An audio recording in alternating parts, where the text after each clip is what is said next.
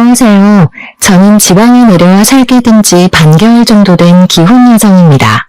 얼마 전 저희 시댁에서 재미난 일이 하나 있었는데 사연으로 올려보면 좋을 것 같아서 찾게 되었어요. 제게 철딱선이 없고 세상 물정 모르는 동서가 있었거든요. 그 친구 덕분에 짧은 기간 동안 얼마나 집안 분위기가 오르락내리락 했는지 몰라요.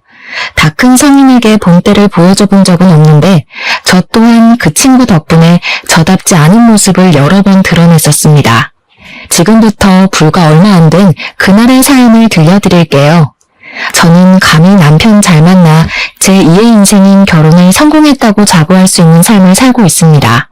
근데 그렇다고 결혼 생활이 순탄치만은 않았어요. 이유는 바로 동서의 존재 때문이었어요. 남편에겐 남동생이 하나 있는데요.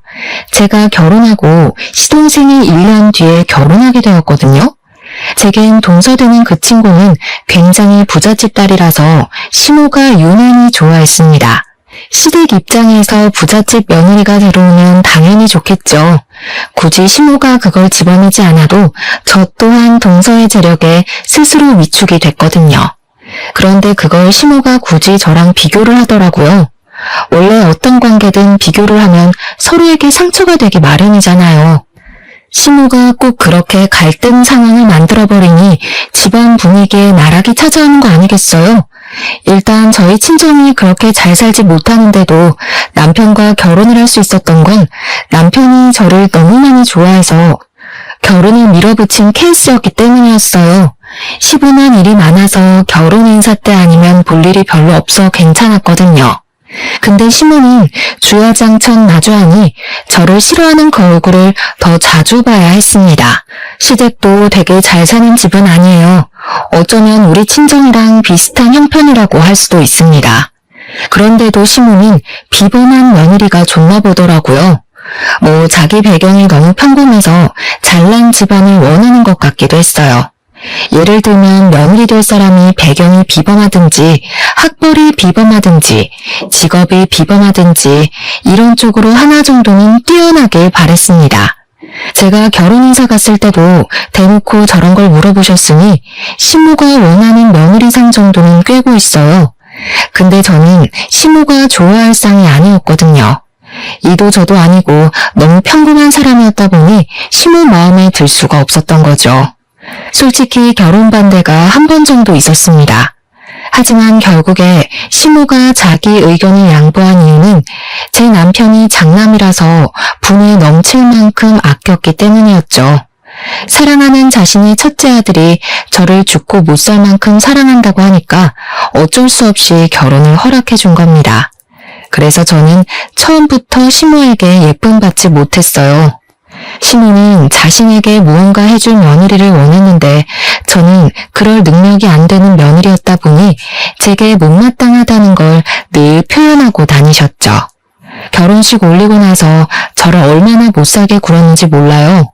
시모는 차라리 이혼해도 좋으니 남편이 저를 버렸으면 좋겠다는 생각도 하는 것 같았습니다. 결혼 초에 저랑 남편 관계를 엄청 이간질했었거든요. 내가 분명 50만 원짜리 다육이 여기 뒀었는데 없어졌어. 새아기가 집에 올 때마다 여기 주변을 어슬렁거리는 것 같긴 하던데 걔가 집에 오고 난 후로 자꾸 뭐가 없어지는 것 같단 말이야. 또 시적이네. 내 아내 그럴 사람 아닌 거 내가 제일 잘 알거든. 제발 소설 좀 쓰지 마. 시모는 저런 식으로 안 되는 소리를 자주 짓거렸어요. 그래도 그나마 남편이 제 편에 서서 시모를 배척해줘서 제가 스트레스를 덜 받을 수 있었습니다. 어쨌든 시모는 시동생이 결혼한다는 말을 하기 전까지 저를 어떻게든 쫓아내려고 모함하면서 지냈습니다. 그것에 재미를 느끼고 있는 것 같기도 했죠. 나중에 동서가 결혼 인사를 오고 나서부터 저는 완전 시모 눈밖에 나버리게 되었는데요. 동서가 감히 넘볼 수 없을 정도의 부자인 걸 알고는 결혼하기 전부터 1등 며느리 취급을 하시더라고요. 맏며느리는 저인데도 동서가 집안의 유일한 며느리인 것처럼 대접해줬습니다. 며느리는 역시 이런 며느리를 들여야 돼. 네가 있으니까 벌써부터 집안이 화사하다. 너는 어쩜 이렇게 세련되게 생겼니? 사돈 내가 딸 예쁜 거 알고 정말 귀하게 키웠나 보구나. 누구랑 다르게 곱게 자란 티가 팍팍 나네. 칭찬 그만하세요, 어머님. 듣기 부끄러워요. 저희 부모님은 저보고 너무 칠칠 맞다고 시댁 가서 미움받는 거 아닌가 걱정이신걸요? 시무도 시무지만 저는 동서를 처음 봤을 때 동서 역시 만만치 않은 여우라는 걸 느낄 수 있었어요. 동서는 시무를 어려워하는 기색이 전혀 없었고 결혼 인사는 첫날부터 저한테 물 좀 갖다 달라고 부탁하는 대담함을 보였던 사람입니다. 시무와 하루 만에 친해져서 팔짱까지 끼고 살랑살랑 몸숨도 잘 치는 것이 긴장이라고는 전혀 안 하는 사람 같았죠. 사실 동서가 긴장을 하든 말든 시무랑 잘 지내든 말든 제가 크게 상관하지 않으려고 했습니다. 그런데 시무가 일부러 연장 지르려고 부른 건진 모르겠지만 꼭 동서가 시댁에 올 때마다 저까지 부르더라고요. 저를 불러놓고 따로 할 말을 하는 것도 아니었어요. 그저 주방일을 시키면서 거실에 앉아 저를 돌려가는 소리만이 듣습니다. 당연히 동서한테는 손에 물 한 방울 안 묻히게 하더라고요. 저리 사람한테 친절할 수 있는 시무가 저한테는 이래라 저래라 가정부 부리듯 말하는 것이 서운하긴 하더군요. 무엇보다 마음에 안 들었던 거는 주말에 불러서 부려먹는다는 거였어요. 남편은 사업가라서 주말에도 출근을 하는데 시무가 그걸 아주 잘 아니까 일부러 남편 몰래 저만 부르려고 주말에 연락하더라고요. 동서는 부자라서 그런가 일도 안 하면서 항상 주말에만 시댁을 가대요. 어쩌면 시무가 일부러 저 골려 먹으려고 주말에 동서를 부르는 것일 수도 있지만 일단 그건 제 추측일 뿐이에요. 어쨌든 동서는 나이가 저랑 겨우 1살 차이인데도 백수였는데요. 사실 이 부분에 대한 시무의 태도도 좀 황당했습니다. 동서의 배경을 듣고 눈을 빛내던 시무가 동서의 직업까지 기대하는 얼굴이었어요. 그 상황에 동서가 백수라고 당당하게 얘기를 했거든요. 자긴 현모양처가 꿈이라나 뭐라나. 근데 시무가 동서의 철없는 소리를 듣고는 너무 기특하다고 좋아하는 겁니다. 돈이야 남자가 벌면 되는 거고 여자는 내조만 잘하면 된다네요. 저보고는 남편 혼자 돈벌이하게 해서 자기 아들 등골 빼먹지 말라고 귀에 피날 정도로 경고했었거든요. 저는 한 번도 제 형편이 부족했다고 생각해 본 적 없었는데 시무 때문에 정말 어이가 없고 서럽기까지 했습니다. 하나 더 어이없었던 건 시동생이랑 동서가 결혼 준비 과정에서 싸울 때가 몇 번 있었는데 그때마다 시무가 동서 편에 나서서 시동생이 나무랐어요. 동서의 화가 풀릴 때까지 시동생이 무릎 꿇게 만든 적도 있었습니다. 얼마나 부잣집 며느리 안 놓치고 싶었으면 고집센 시무가 동서의 비위를 다 맞춰주나 싶더라니까요. 정말 혀를 내둘렀었죠. 아무튼 시무는 애쓴 마음이 헛되지 않게 끝내 동서를 시동생과 결혼시키는 데 성공했어요. 동서랑 시동생이 혼인신고까지 마쳤을 때 시무는 마음 놓고 기뻐하였습니다. 그렇게 동서를 향한 시무의 사랑은 더욱 커졌고 저랑 동서를 두고 시무의 편애는 더 심해졌어요. 한 번은 식구들이 다 있는 곳에서 남편만 자리를 잠시 비운 상황이었는데요. 우리 장남도 좋은 맞선 자리 많이 들어왔었거든. 잘 나가고 능력 좋은 며느리감 참 많았는데 애가 워낙 눈이 낮아서 실패했지 뭐니. 내가 우리 장남만 생각하면 밤잠을 설친다니까.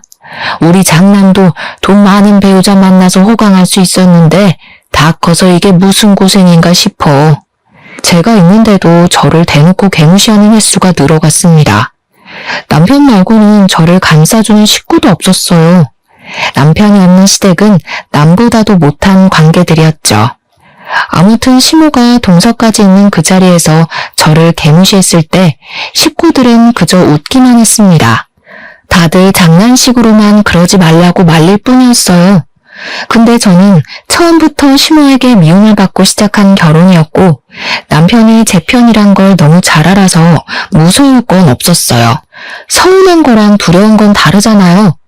그래서 제가 식구들 웃는 얼굴에 똑같이 웃음으로 화답하는 건 어렵지 않았습니다. 며느리 돈이 많이 좋으신가 보다. 그렇게 바란다고 어머님 돈 되는 것도 아닌데 굉장히 돈돈거리시네요. 그러다 기대만큼 안 해주면 서운하다고 삐치겠어요. 나중엔 자식 잘못 키웠다는 소리도 하시겠죠? 역시 어머님 같은 분들은 속이 훤히 보여서 웃겨요. 뭐야? 돈돈거려? 얘 말하는 것 봐라. 너 어른한테 말버릇이 뭐 그따위니? 네? 저는 그냥 어머님 말버릇 따라 해봤을 뿐인데요. 어머님이 저에 대한 감정을 안 숨기시길래 저도 그게 좋을 것 같아서요. 그래도 동서가 보고 있는데 저도 체면이 있잖아요. 시모가 어이없다는 듯 저를 째려보더군요. 아마 제 주제에 무슨 체면을 따지냐고 한 소리 하고 싶었을 겁니다. 그런데 제가 그 말을 할 시간을 별로 주고 싶지 않았어요. 시모 성격에 한바탕 다툼이 될 것 같았거든요. 괜히 분위기가 고조될 바엔 그만 주방에서 뒷정리나 하는 게 나을 것 같아서 자리를 떴는데요. 그때까지만 해도 제가 시모를 좀 과소평가했더라고요. 시모가 저 때문에 동서 앞에서 자존심 상했다고 생각했는지 그 상황을 그냥 넘기지 못하고 바로 안갚음을 해주는 겁니다. 주방으로 저를 따라와서 제가 서 있는 싱크대로 그릇을 와르르 쏟아버리대요. 그 바람에 더러운 오염물이 제 옷으로 왕창 튀어버렸습니다. 거의 들이부어진 셈이로요. 비싼 옷도 아니니 버려도 상관없잖아. 이참에 너도 네 동서 보고 옷 센스 좀 배워라. 젊은 나이 아깝게 옷 꼬락서니까 그게 뭐니? 내가 동네 창피해서 맏며느리 있다고 말하기가 싫다. 미안하단 말 먼저 할 거 아니면 제발 입이라도 다물지. 시모는 끝내 사람 속을 뒤집고 가버렸어요. 제가 자기한테 지는 꼴을 봐야만 속이 풀리는 사람이니 그랬을 겁니다. 짜증이 났지만 여기서 제가 또 나섰다간 시모 성격에 이보다 더한 반격으로 갚아줄 거거든요. 근데 식구들 다 모인 상황에서 그렇게까지 분위기를 끌고 가긴 싫어서 참았어요. 그냥 철없는 어른이니 불쌍하게 생각하자 그렇게 스스로 위안만 했죠. 저는 졸지에 많은 양의 물을 튀어 찝찝한 상태로 설거지를 해야 했습니다. 괜히 시모한테 한마디 대들었다가 저만 똥 덜 닦은 기분이 돼버렸어요. 그리고 그때 남편이 등장했죠. 제 남편은 눈치가 빨라서 딱히 좋은 타이밍이란 것이 통하지 않는 사람인데요. 그런 남편의 눈에 자기가 없는 동안 제가 어떤 처지에 놓였는지 잘 보였나 보더라고요. 남편이 주방에서 혼자 설거지하고 있는 제 꼴과 거실에서 떠들고 놀고 있는 식구들을 번갈아 보더니 어떠한 의심도 없이 바로 시모한테 가서 큰 소리를 내었습니다. 엄마, 그새를 못 참고 또 저 사람한테 시비 걸었어? 한 번만 더 내 아내 마음대로 부려먹으면 가만 안 있을 거야? 깜짝이야. 왜 소리를 지르고 그러니? 내가 뭘 했다고? 맏며느리가 돼서 시어미한테 함부로 짓거리는데 그럼 그걸 가만히 내버려둬야 했어? 제가 먼저 건방지게 말한 거 여기 있는 사람들 다 들었어. 시모는 주변 가족들을 가리키며 굉장히 억울해했습니다. 얄밉기로는 세계 최강이지 않나 싶었어요. 저희 집에 얄미운 사람은 시모 하나로 족한데 어찌 그런 사람이 하나 더 생겨버렸다는 걸 이날 확실하게 알게 되었는데요. 다른 식구들도 가만히 있는데 이제 막 식구가 된 동서가 갑자기 나서더라고요. 아주버님 진정하세요. 어머님 말씀 사실이에요. 솔직히 저도 형님 태도에 좀 놀라서 말려야 하나 싶었어요. 형님 말씀이 많이 무례하더라고요. 어른한테 그렇게 말하는 사람 처음 봤어요. 가정교육을 받았다면 저럴 수가 없는데. 들었지? 이제 막 우리 식구 된 막내가 집안 분위기에 대해 뭘 안다고 벌써부터 이런 소리를 하겠어? 그만큼 전현이 나한테 심했다는 거 모르겠니? 어떻게 아들이란 녀석이 막내 며느리보다 내 마음을 몰라줘? 사람 바보 만드는 거 참 쉽다고 생각했습니다. 만약 시모와 저의 대화를 처음부터 끝까지 들은 사람이 누구도 없고 시모와 동서만 있었다면 다들 두 사람 연기에 끔뻑 속겠더라고요. 그리고 무엇보다 저를 향한 남편의 신뢰가 조금이라도 흔들렸다면 제 시집살이가 굉장히 지옥이었겠죠. 근데 고맙게도 제 남편은 역시나 제 편이었어요. 동서와 시모의 뻔뻔한 태도를 보곤 바로 행동으로 답해주더라고요. 갑자기 저한테 오더니 제가 끼고 있는 고무장갑 벗겨서 그 고무장갑을 들고 가 동서한테 집어던지는 거 아니겠습니까? 가정교육 받았으면 잘 알겠네요. 그쪽이 내 아내보다 아랫사람이니까 설거지 같은 잡일은 먼저 하겠다고 나서는 게 예의예요. 퍼질러 앉아서 숟가락만 끄적이는 건 재수씨 친정이나 가서 하는 거고요. 어머, 너 지금 뭐 하는 짓이니? 얘가 입고 있는 옷이 얼마짜리인 줄 알기나 해? 어디서 세제 묻은 고무장갑을 들고 와서 난리야. 잘못한 건 네 마누라라니까 왜 오만 곳에 화풀이 하는 거냐고. 정작 남편에게 욕먹은 동서는 가만히 있는데 시모가 되레 놀라서 동서를 챙기는 웃긴 모습 연출되었습니다. 그런데 더 어처구니 없었던 건 그 상황에서 누구도 남편과 제 손을 들어준 이들은 없었다는 거예요. 시부랑 시동생은 시모가 제게 먼저 시비를 걸어서 사태가 이렇게 되었다는 걸 알 텐데 끝까지 모른 체 하고 있더라고요. 심지어 동서 편을 들기 시작했습니다. 그럴 만도 했어요. 시부가 사업을 하는데 동서 집안의 도움을 좀 받았거든요. 동서가 오지랖 부려서 시부 사업을 개인적으로 도와준 걸로 알고 있습니다. 그러니까 시부도 결국 남편을 나무라는 쪽을 선택해버리더군요. 게다가 시동생은 당연히 자기 마누라가 우선인 사람이라 기대를 해선 안 될 사람이었어요. 그저 여자한테 눈이 먼 사춘기 청소년으로 치부해야 했습니다.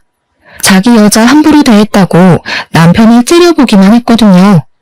그렇게 식구들이 돈에 정신 나가서 동서를 감싸는 꼴을 보자 남편은 더 화가 났어요. 남편도 시댁 식구들의 본색을 아니까 더 저를 믿고 제 편을 들어줬던 것 같아요.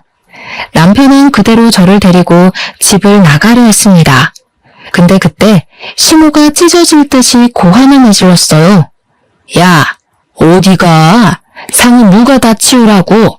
이거 치우고 가야지. 설거지도 다 안 했잖아. 지금 안 하고 가면 다신 우리 집 못 오게 할 줄 알아. 이렇게 소리 지르는 겁니다. 남의 집 자식 때문에 자기 아들한테 그런 소리를 하다니. 남편은 시모의 말에 대답할 가치가 없다고 판단했는지 대답 대신 현관문 세게 닫아버렸어요. 그리고 제게 사과하면서 당분간 시댁 가지 말자고 명절도 제사도 챙기지 않아도 된다고 하더군요. 정말 괜찮겠어? 괜히 집안 불화만 일으키는 거 아닌가 모르겠네. 그렇게 사랑하는 막내 며느리 끼고 다 하라 그래. 제사고 명절이고 차례고 좋아하는 며느리랑 준비해야 즐겁지. 뭐하러 서로 스트레스 받을 짓을 해? 내가 괜찮다고 할 때까진 엄마 연락 무시해줘. 저보다 더 많이 화를 내주는 남편 덕분에 되게 많이 의지가 되었어요. 솔직히 남편이 아니었다면 얼마나 외로웠을 환경입니까? 내 결혼 쪽박났다고 표현하기 좋을 상황이잖아요. 저는 남편만 믿고 따르기로 했어요. 그래서 정말로 시모의 연락을 다 씹고 먼저 사과도 하지 않았죠. 그런데 역시나 시댁이란 건 남편이 천륜을 끊지 않은 이상 다시 맞닿을 수밖에 없는 인연이 아니겠습니까? 보니까 시모가 딱 그런 사람이더라고요. 아들 중에선 장남이 좋고 며느리 중에선 동서가 좋아서 둘 다 포기할 수 없는 사람이요. 그래서 제가 너무 미운 시모는 장남 때문이라도 저를 완전히 등지지 못하는 것 같았어요. 결국 우리 결혼을 허락해줬던 것처럼 이번에도 먼저 꼬리를 내리는 겁니다. 시모가 그날 다퉜던 일을 우리에게 먼저 사과해주는 덕에 저희의 냉전 관계가 마무리될 수 있었습니다. 그 뒤로 시모는 당분간 남편 때문이라도 제게 시비 거는 걸 좀 조심했어요. 저와 동서가 마주치는 일을 이전보다 잘 만들지 않았죠. 그랬더니 이젠 동서가 몸이 근질근질한가 보더라고요. 저랑 친한 것도 아니면서 어느 날부터 안부 문자를 보내대요. 별로 답장해줄 필요성을 못 느껴서 못 받은 척 그냥 씹었더니 그 뒤로는 우리 집까지 찾아오는 거 아니겠습니까? 동서는 자기가 시모를 잡고 있다는 걸 너무나도 잘 아는 여자였어요. 시댁에서 시모를 잡는 것이 실세가 될 수 있다고 생각하는 것도 같았습니다. 백수니까 심심한지 사람 골려먹을 궁리만 하나 보더라고요. 그동안은 같은 백수인 시모랑 저를 골려먹느라 재밌었겠죠. 그런데 시모가 잠깐 저 괴롭히는 걸 파업 중이라 자기는 따분한가 봐요. 느닷없이 시모의 심부름이 왔다면서 우리 집에 들이닥친 거 아니겠어요? 형님, 이런 궁상맞은 곳에 살고 계셨구나. 이러니까 어머님이 그렇게 무시하시죠. 솔직히 어머님도 별 볼 일 없는 곳에 살면서 왜 그렇게 형님을 깔보나 궁금했거든요. 근데 형님 사는 꼴 보니까 어머님이 그럴 만도 했네. 이런 데서 어떻게 살아요? 저 대사가 바로 우리 집을 처음 방문한 동서의 첫인사였습니다. 인사 멘트만 봐도 예의라고 눈꼽만큼도 없는 년이란 거 느껴지지 않나요? 동서는 우리 집을 들어오자마자 집을 둘러보더니 엄청 비웃더라고요. 당연히 기분 나빴죠. 근데 동서가 하는 모든 말은 다 기분 나쁜 것들이라 딱히 큰 타격은 없었어요. 그보다 다른 말이 좀 더 머릿속에 남았는데요. 저는 동서가 시모랑 쿵짝이 잘 맞는다고 생각했는데 아니었다는 것이 좀 의외더라고요. 동서가 그동안 자기 편하자고 시모를 이용했을 뿐이었던 걸 그날 처음 눈치챘습니다. 그것도 모르고 시모는 동서랑 대화가 너무 잘 맞는 것 같다고 동서를 엄청 어화둥둥했던 거였어요. 동서의 진짜 속마음을 알고 나서 둘 사이를 돌아보니까 참 재밌는 조합이더라고요. 그때부터 동서는 제 앞에서 시모에 대한 속마음을 굳이 숨기지 않았습니다. 저를 믿어서 그런 건 아니었고 제가 시모한테 미움받고 있는 입장이었으니 제가 아무리 무어라 짓거려도 시모가 제 말을 믿을 리 없다고 생각하는 것 같았어요. 그래서 그런가 갈수록 동서의 입술은 더 험해졌습니다. 저랑 둘만 있으면 거침없이 저와 시댁을 개무시해주더군요. 원래 그렇게 살아온 사람 같았어요. 그냥 자기보다 돈 없어 보인다 싶으면 무조건 다 창캐 보더라고요. 심지어 자기 남편까지 아랫사람으로 보고 있더라니까요.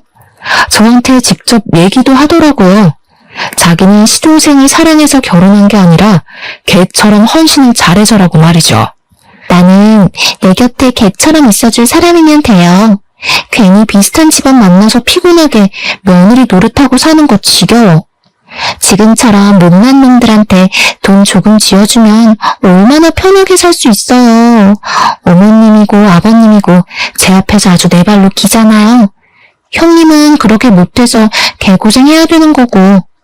입조심 좀 하는 게 좋을 것 같은데 돈 많아도 동서처럼 주둥이 싸게 놀리면 결국 가진 거 다 잃게 될걸? 나중에 개망신 당할 일 생기면 어쩌려고 그렇게 허세를 부려. 뭐라고요? 허세는 형님이 부리고 있는 게 허세죠. 가진 것도 없으면서 자존심 하나 때문에 괜히 센 척하고 있잖아요. 내가 잘 사는 게 부러우니까 자존심이라도 지키려는 거 아니에요? 동서는 기본적으로 사람을 무시하는 게 입에 배어 있었어요. 처음에 나이 30대에 백수로 지내는 게 한심했는데 나중엔 백수로 지내줘서 고마울 따름이었습니다. 그 성격으로 다른 사람들에게 얼마나 피해가 되었겠어요. 그리고 사람들 머리 위에 서는 걸 좋아하는 것 같았는데 제가 자기한테 감정상해서 싸움을 걸어주길 바라는 것처럼 시비를 걸더라고요. 상대를 굴복시키는 것에서 재미를 느끼는 것 같기도 했습니다. 난 동서 돈보다 동서 머리통이 너무 부러워. 동서 그렇게 어린 나이 아닌데 인생 정말 편하게 사는 것 같거든. 솔직히 동서가 엄청 깡통머리라서 되게 민폐거든? 근데 동서는 주변 사람들 기분 눈치 못 채고 뻔뻔하게 밀고 나가잖아. 나 그게 너무 부럽더라. 내가 신이었다면 동서 네 머리통이랑 바꾸고 싶다고 우스갯소리를 좀 했더니 동서가 의외로 이런 것에 또 열받나 보더라고요. 저한테 자기 위치를 자각시켜주고 싶었던 건지 사고 하나를 거하게 쳐준 거 아니겠습니까? 제 개인차를 손봐놨더라고요. 차 문 손잡이에 돈 봉투까지 말아서 끼워놨대요. 병 주고 약 주겠다는 건가 싶은 거 있죠. 남편이 그 사실을 알고 동서한테 화가 나서 당장 따지러 가려고 했는데요. 그거 제가 우선 말렸습니다. 그래봤자 동서는 제 똥차를 비아냥거리기만 할 뿐 자기 잘못에 대해선 반성조차 안 할 것 같았거든요. 일단 돈봉투까지 대놓고 두고 갔다는 건 자기 행동임을 숨기지 않겠다는 뜻과 마찬가지잖아요. 동서가 저질러놓은 행동에 화부터 내는 건 그저 동서랑 놀아주는 집밖엔 안 된다고 생각했어요.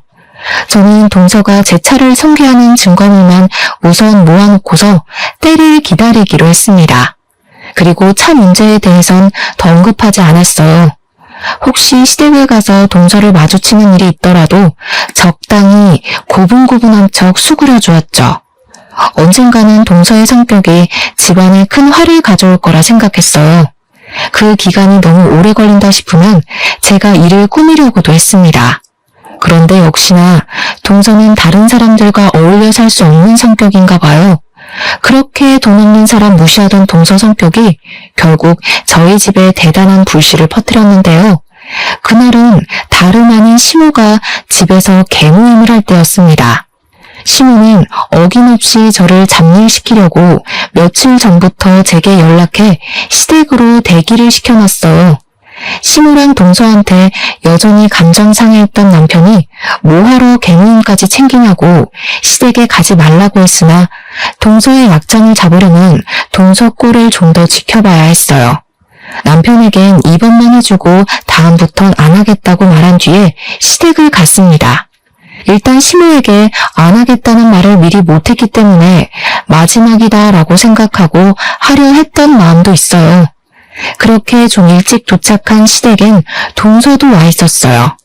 동서는 결혼하고 나서 집에서 개모임하는 시모를 처음 보는 날이었습니다. 시모가 동서를 친구분들에게 자랑하고 싶었는지 일부러 개모임하는 날 동서까지 부른 것 같더라고요. 대신 일은 시키지 않았어요. 시모는 역시 동서가 음식하는 데에 손도 못 대게 했고 저한테만 이것저것 명령이 많았습니다. 그래도 남편 때문에 한동안 제게 말 거는 걸 조심하더니 개모임하는 그날은 시모가 유독 들떠서 조심성이 없어진 것 같았어요. 그건 동서의 존재 때문이었을 겁니다. 시모 성격에 부잣집 며느리 들어왔다고 친구들한테 엄청 자랑했을 거거든요. 아니나 다를까. 동서는 제게 시모를 욕했던 모습은 감쪽같이 숨기고서 또다시 시모 홀리는 구미호가 되어 있었습니다. 시모에게 애교를 잔뜩 부리면서 자신의 위치가 이게 당연하다는 듯 앉아서 TV 보고 시모랑 말동무하며 놀기만 하더군요. 또 시모 기죽지 말라고 개모임 때 입을 옷도 준비를 해준 것 같았어요. 내가 좋은 며느리로 뒀더니 친구들 만나는데 이런 선물도 다 받아보네. 이래서 집에 누가 들어오느냐에 따라 사람 기분이 달라진다니까. 어쩜 이렇게 기특한 생각을 했을까. 시모랑 동서는 꼭 제 주변에 와서 그렇게 떠들어댔습니다. 예전에는 그저 둘 사이가 좀 꼴사나웠는데 이번에는 제가 동서의 진짜 속마음을 알고 있을 때라 그런지 시모가 동서한테 제대로 이용당하고 있는 걸로만 보이더라고요. 저 둘의 속마음이 서로한테 들통나면 어떻게 될지가 궁금해서 그냥 웃기기만 했어요. 그렇게 개모임이 시작되었고 예상했던 대로 시모가 개모임 사람들에게 동서를 자랑하기 시작했습니다. 저는 며느리가 되고서 한 번도 들어본 적 없는 시모의 낯간지러운 말들이었죠. 내가 아끼는 막내 며느리잖아. 얼마나 싹싹하고 귀여운지 몰라. 오늘 자기들 만난다고 며느리가 옷도 사줬어. 내가 요즘 막내 며느리 보는 맛에 산다니까. 너희들 알지? 나 며느리 복 없는 줄 알고 엄청 스트레스 받았던 거. 제가 주방에서 뻔히 듣고 있다는 것을 알면서도 시모는 말을 가리지 않고 했습니다. 오히려 시모 친구들이 목소리를 낮추면서 제 눈치를 더 봤던 것 같네요. 그래봤자 시모나 시모 친구들이나 똑같은 사람이었지만요. 아무튼 시모는 이미 친구들에게 동서가 부자라고 소문을 쫙 퍼뜨려 놓은 듯 했어요. 다들 집에 오자마자 동서를 찾더니 밥상머리 앞에 앉아서 내내 동서 얘기만 하고 있었거든요. 시모를 부러워하기도 했고 어쩐지 시모가 걸치고 있는 것들이 수준 있어 보인다며 칭찬도 했고 자기들 며느리랑 비교까지 하면서 점점 동서 바라기가 되어갔습니다. 술 때문에 더 칭찬이 과하고 자자했던 것 같아요. 저는 그 번잡한 상황을 주방에 앉아 구경만 하고 있었습니다. 그때까지만 해도 분위기가 좋았어요.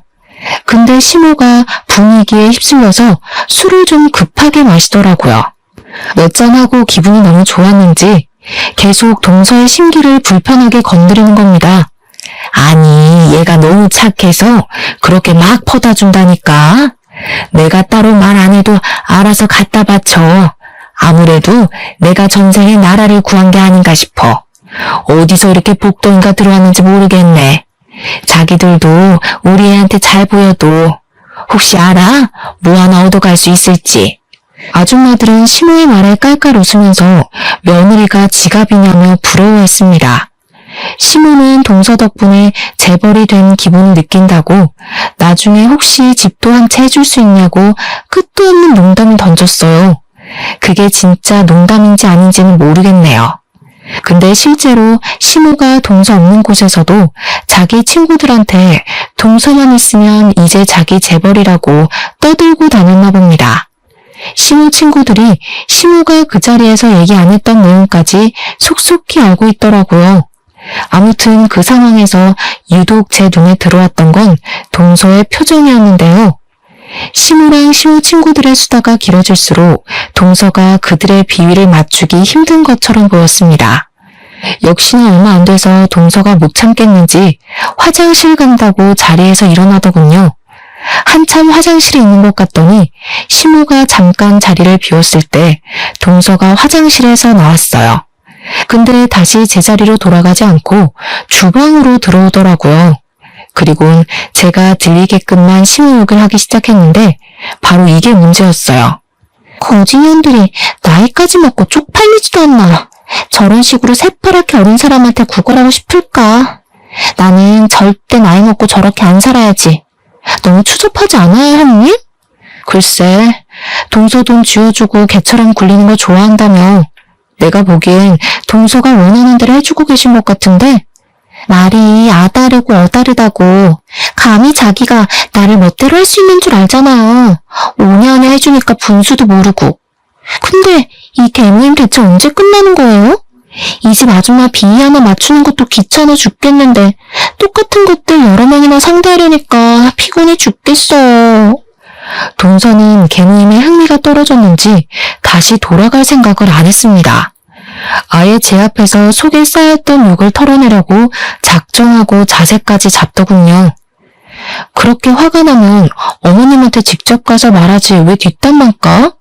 동서가 말만 하면 어머님이 어른이 조심할까. 어머님이 동서 엄청 좋아하잖아. 이 형님 순수하시네. 어머님이 절 좋아하는 거겠어요? 제 돈을 좋아하는 거지. 저도 그 정도는 알아요. 그런 사람들 얼마나 많이 봤다고요. 그렇게 싸구려 냄새 풍기는 사람들은 상대해봤자 제 인생만 피곤해져서 안 건드리고 싶네요. 동서가 어머님 좋아하는 줄 알았는데 아닌가 봐. 어머님이 아시면 실망하시겠다. 난 그래도 동서랑 어머님이 잘 통한다고 생각했거든. 어머님은 그렇게 생각하시는 것 같길래. 네? 수준 떨어지는 소리 하지 마세요. 죽었다 깨어나도 어머님한테 손톱만큼의 정도 없어요. 저한테 무슨 일 생기더라도 절대 이 집에 제 친정 재산 떨어지는 일은 없을 거예요. 이 사람들 빚도 있다면서요? 적당히 비위 맞춰주고 살다가 어머님 아버님 죽기 전에 이혼이나 할 생각이에요. 동서랑 저랑 1살 차이인데도 한참 철없고 어리다는 생각이 들었어요. 안타깝게도 동서 또한 술을 몇 잔을 해서 그런지 당시 자신이 무슨 상황에 처해 있는지 전혀 눈치 못 채고 있더라고요. 조금만 정신 차렸다면 알았을지도 몰랐을 만큼 기척도 났었는데 말입니다. 시댁 주방 옆에는 다이닝 룸이 하나 있어요. 동서가 화장실 간 사이 시모가 친구 2분이랑 자리를 비웠거든요. 하필 그곳을 구경한다고 들어가 있었어요. 겨우 허술한 나무문으로만 가로막혀 있는 그곳이 주방에서 나누는 은밀한 대화를 막아주기엔 무리가 있었습니다. 저는 그걸 알고 일부러 동서한테 더 말을 시켰던 거예요. 동서가 나타나기 전까지만 해도 소란스럽던 다이닝룸은 역시나 동서의 돌발 발언 때문에 어느새 조용해졌더라고요. 시모가 저희의 대화를 엿듣고 있다는 것을 확신했어요. 시모는 충분히 그럴 위인이거든요. 그래서 동서는 여전히 시댁 식구들 개 같다고 생각해? 아무리 그래도 어머님 아버님은 연세도 있으신데 동서가 이해 좀 해주지. 지금 비위 맞춰주는 걸로도 친구들 데려와서 이 난리인데 이해까지 해주라고요? 사람은 끼리끼리 논다더니 어머님은 어쩜 그렇게 자기 같은 친구들만 사귀었대요? 친구들도 다 주인한테 꼬리 흔드는 개 같던데 봤어요? 야, 너 지금 뭐라 그랬니? 꼬리 흔드는 개? 그때 다이닝룸의 문이 확 열리면서 시모가 등장했어요. 두 사람을 더 골려주고 싶었는데 시모가 거기까지 참는 건 좀 힘들었나 봅니다. 그래도 동서를 놀래주는 건 성공했어요. 동서는 되게 깜짝 놀라며 시모를 마주했는데요. 시모는 동서의 망언 때문에 술이 확 깨는지 눈을 부릅뜨더라고요. 그리고 그렇게 애지중지하던 동서의 머리끄덩이까지 붙잡았습니다. 감히 사람들 다 보는 앞에서 시애미를 망신시켜? 사람을 우습게 봐도 유분수지. 돈 좀 있다고 대우해줬더니 사람을 개 취급해? 무슨 이런 건방진년이 다 있어? 아무리 개념이 없어도 그렇지 어떻게 시애미를 욕할 수 있냐고. 사실을 얘기했을 뿐인데 왜 이래요? 솔직히 어머님도 처음부터 저보다 돈에 더 관심 있었던 거잖아요. 서로 이용한 건데 왜 나만 나쁜 사람이라 그래요? 젊은 사람들만 무조건 어른 비위 맞춰줘야 되는 거예요? 아쉬운 사람이 쑥그리고 들어가면 되는 거지. 그래서 지금 내가 아쉬운 쪽이니까 너한테 깍듯이 굴어라 그거니? 부잣집 며느리면 다 똑똑한 줄 알았는데 그것도 아닌가 보네. 내가 제일 싫어하는 게 너 같은 무식한 며느리야. 시애미를 지 바라이로 보는 며느리를 뭐가 좋다고 끼고 살겠어? 당장 내 아들이랑 이혼해. 그놈의 자존심 좀 고치세요. 그런다고 없는 돈이 굴러와요? 친구들한테 개망신당할 게 뭐 있다고 이렇게까지 하세요? 친구들이랑 어머님 비렁뱅이인 거 사실이잖아요. 괜히 자존심 상하니까 저한테 성질내는 거 아니에요? 어머님이 사과할 때까지 이혼 못해요. 두 사람이 파국을 맞은 장면을 더 구경하고 싶었지만 왠지 예상치 못한 큰일 날 것 같아서 저는 일단 남편에게 도움을 요청했습니다. 예상대로 처음보다 더 난리가 날 수밖에 없었는데요. 동서가 갈수록 자기 성격 드러내며 건방지게 나오니까 시모뿐만 아니라 시모 친구들까지 화가 난 거예요. 처음에는 시모 친구들이 시모랑 동서 사이를 말리다가 동서가 전부 싸잡아서 개무시를 해주니까 시모 친구들도 더는 못 참고 동서에게 덤벼들었어요. 지켜보기만 하려고 했던 저는 결국 끼어들지 않으면 안 될 것 같았습니다. 할 수 없이 가장 중심에 서 있는 둘의 싸움이 말렸어요. 어머님 진정하세요. 이렇게까지 할 필요 없잖아요. 우선 앉아서 처음부터 차근차근 얘기해봐요. 돈 많은 며느리 뒀다고 그렇게 애지중지 하셨으면서 갑자기 왜 이러세요? 돈 많은 사돈집에 아들 보내는 게 아들 장가 잘 보내는 거라면서요. 장가 잘 보내긴 개뿔. 이 가식적인 년 때문에 내 아들 인생이 훨씬 아까워졌지. 이 썩을 년 그냥 안 내버려도 무조건 이혼 소송할 거야. 시모는 제 말 때문인지 동서한테 받은 옷이랑 액세서리 다 뜯으며 동서를 향해 집어던졌습니다. 동서는 그런 시모를 보면서도 자기 성질만 내세울 뿐 한 번도 지려고 생각을 안 하더군요. 오히려 소송해봤자 시모가 손해고 되려 위자료 물게 만들 거라고 협박도 했어요. 그 바람에 시모는 더 충격받아서 싸웠습니다. 시모 친구들도 동서더러 썩수 없다고 돈 많은 가정에서 자라면 뭐하냐고 개념이 없는데 라며 쌍욕을 했어요. 때마침 타이밍 좋게 남편이랑 시동생도 들이닥쳤는데요. 엉망진창인 상황 때문에 저한테 설명을 먼저 들어야 했고 그 다음 사태를 진정시켜 주었습니다. 그리고 시모는 시동생을 발견하자마자 당장 이혼하라고 생 난리를 쳤어요. 나는 저딴 무식한 년 며느리로 절대 못 둔다. 저 년이랑 이혼 안 하면 내가 이 집을 나갈 거야. 역시 시모는 자존심이 센 편이었어요.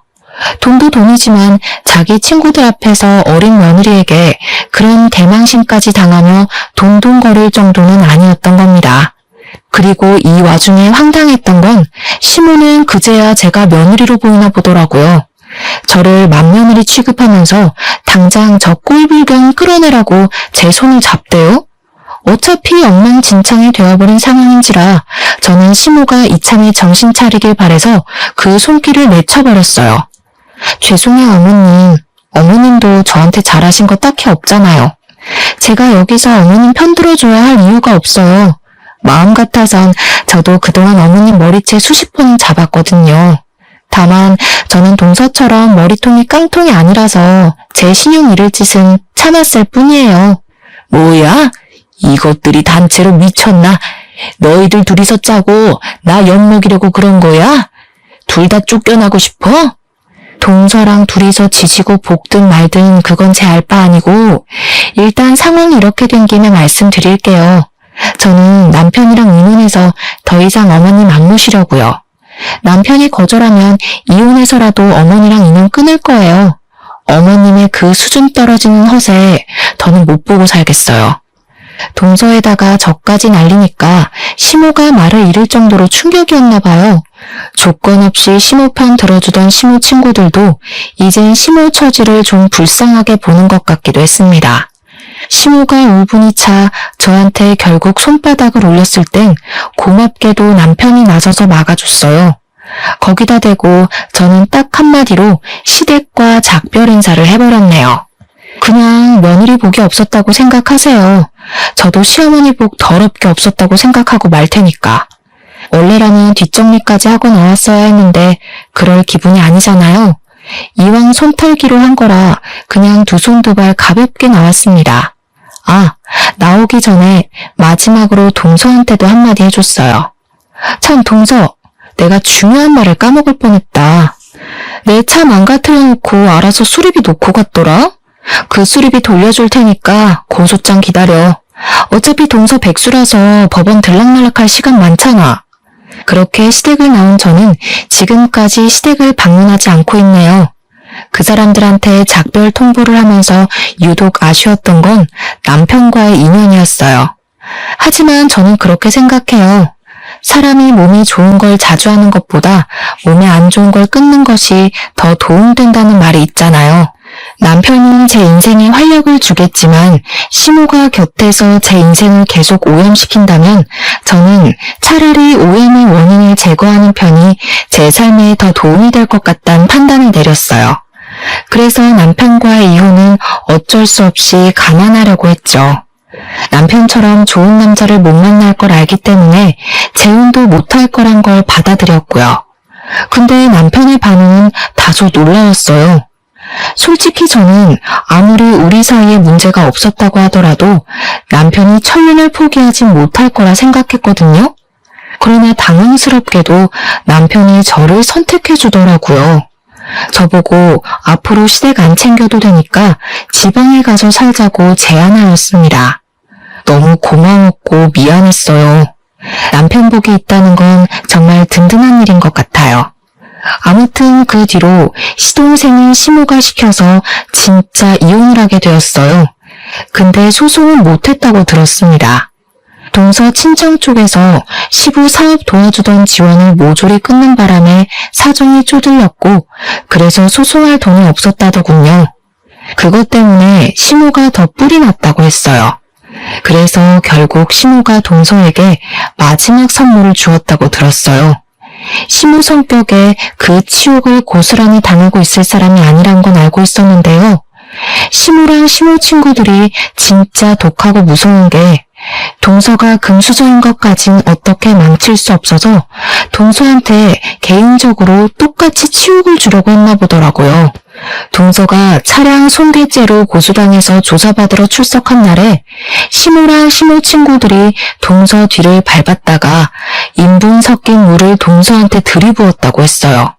근데 하필 장소가 계단이었던지라 동서가 쏟아지는 물 때문에 중심을 못 잡고 넘어졌답니다. 그렇게 계단을 몇 개 굴렀는데 그 사고 탓에 팔꿈치 금이 가버렸다지 뭡니까? 동서가 시모랑 시모 친구들을 맞고소하는 바람에 서로 바쁘게 경찰 조사를 받았나 보더라고요. 그 사실은 내내 모르고 있다가 정리가 다 된 뒤에야 얘기를 해줬어요. 시모가 돈 좀 빌려달라고 남편한테 연락 왔었는데 남편이 시모더러 나한테 진심으로 무릎 꿇고 사과했으면 좋겠다고 했다네요. 근데 그 뒤로 시모가 남편한테 연락을 또 끊었대요. 아직은 저한테 삐쳐있는 것 같았어요. 그렇게 지방으로 온 지 반개월이 되었는데도 저는 시모한테 사과를 받지 못했습니다. 남편은 제가 괜찮다고 할 때까지 자기도 시부모님을 볼 생각 없다고 했어요. 남편 또한 시부모님의 실망스러운 모습을 많이 봤다고 하더라고요. 이런 상황에서 안심을 하면 안 되는 줄 알지만 그래도 남편과 이혼하지 않고 나름 현명하게 시댁과의 관계를 정리할 수 있어서 좀 다행이라 생각했어요. 시모가 언제 정신을 차릴지는 모르겠지만 시모가 사과한다고 해도 제가 그 용서를 과연 믿을 수 있을지도 모르겠네요. 앞으로 제 결혼 생활이 지금처럼 무탈하길 바랄 뿐입니다. 사연은 여기까지예요. 들어주신 청취자분들 정말 감사드려요. 항상 건강하세요.